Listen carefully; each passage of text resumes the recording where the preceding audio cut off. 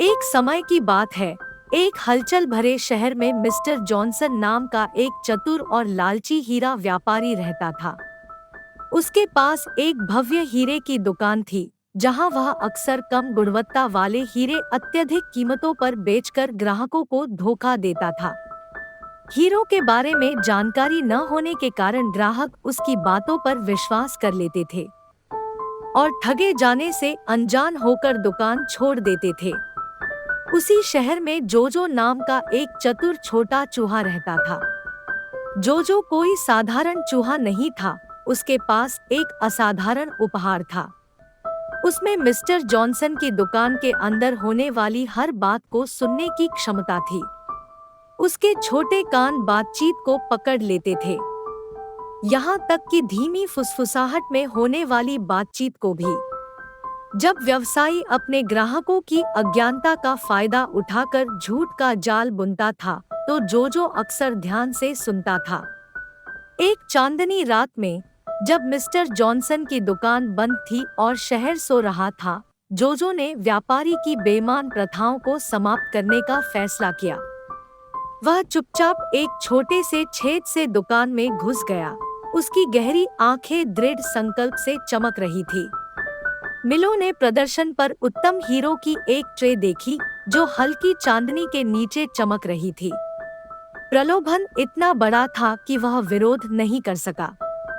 अपनी आंखों में शरारत की चमक के साथ जोजो ने सावधानी पूर्वक 5 सबसे मूल्यवान हीरे चुने और उन्हें दुनिया से छुपाकर अपने आरामदायक छेद में वापस ले गया। चूहे का मानना था कि इन हीरो को छीनकर वह मिस्टर जॉनसन को सबक सिखा सकता है और धोखेबाज ग्राहकों को न्याय दिला सकता है। अगली सुबह जैसे ही मिस्टर जॉनसन अपनी दुकान पर पहुंचे, उनकी आंखें अविश्वास से फैल गई। उन्होंने देखा कि डिस्प्ले से कुछ कीमती हीरे गायब थे। घबराहट और भ्रम ने उसके दिल को जकड़ लिया, क्योंकि उसने सावधानी से व्यवस्थित की गई अपनी दुकान के हर कोने की तलाशी ली। जबरन प्रवेश या किसी क्षति का कोई संकेत नहीं था, जिससे उनकी हैरानी बढ़ गई थी। मिस्टर जॉनसन का दिमाग तेजी से घूम रहा था और गायब हो रहे हीरो के लिए कोई संभावित स्पष्टीकरण याद करने की कोशिश कर रहा था। वह समझ नहीं पा रहा था कि दुकान में किसी के प्रवेश के बिना ऐसा कैसे हो सकता है। व्यापारी अब अपने बेईमान कर्मों के लिए ग्लानि और पश्चाताप से अभिभूत था। उसने अपने कार्यों के परिणामों पर विचार करना शुरू कर दिया, यह महसूस करते हुए कि यह उन सभी ग्राहकों के लिए प्रतिशोध हो सकता है जिन्हें उसने धोखा दिया था। मिस्टर जॉनसन के दुर्भाग्य के बारे में बात तेजी से पूरे शहर में फैल गई और लोग इस रहस्यमय घटना के बारे में गपशप करने लगे। कुछ ने कानाफूसी की कि यह कर्म का परिणाम था, जबकि अन्य का मानना था कि यह एक उच्च शक्ति का संदेश था।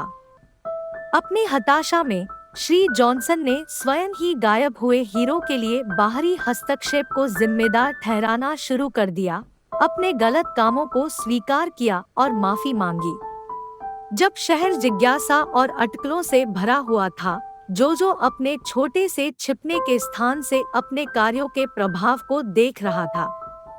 उन्होंने मिस्टर जॉनसन के धोखेबाज तरीकों को उजागर करने और उन्हें अपने कार्यों पर विचार करने के लिए प्रेरित करने का अपना मिशन पूरा कर लिया था। यह महसूस करते हुए कि व्यवसायी ने अपना सबक सीख लिया है और पश्चाताप कर लिया है, मिलों ने फैसला किया कि अब हीरे वापस करने का समय आ गया है। अंधेरे की आड़ में जोजो ने कुशलता पूर्वक चोरी किए गए 5 हीरो को मिस्टर जॉनसन की दुकान में उनके सही स्थान पर लौटा दिया। अगली सुबह जैसे ही व्यापारी पहुंचा, वह गायब हुए हीरो को चमत्कारिक ढंग से अपनी डिस्प्ले ट्रे में वापस पाकर आश्चर्यचकित रह गया। कृतज्ञता से अभिभूत होकर उसने अपने प्रभु को उनकी दया के लिए धन्यवाद दिया और अपने तरीके बदलने की प्रतिज्ञा की। उस दिन के बाद से मिस्टर जॉनसन ने खुद को एक ईमानदार और भरोसेमंद हीरा व्यापारी में बदल लिया। उन्होंने खुद को और अपने ग्राहकों को हीरो के बारे में शिक्षित करना, उचित मूल्य निर्धारण और वास्तविक उत्पाद सुनिश्चित करना अपना मिशन बना लिया। जहाँ तक जोजो की बात है, उसने एक चतुर छोटे चूहे के रूप में अपना जीवन जारी रखा। चुपचाप दुनिया को एक नई आशा के साथ देखता रहा कि सबसे धोखेबाज दिलों को भी मुक्ति मिल सकती है। और इस तरह हीरा व्यापारी और चतुर चूहे की कहानी शहर में एक दंतकथा बन गई, जिसने सभी को लालच के परिणामों की याद दिला दी। अगर आपको मेरी कहानियाँ अच्छी लगती हो तो कमेंट करके जरूर बताइएगा और मेरे YouTube चैनल को सब्सक्राइब, लाइक, शेयर करना मत भूलना।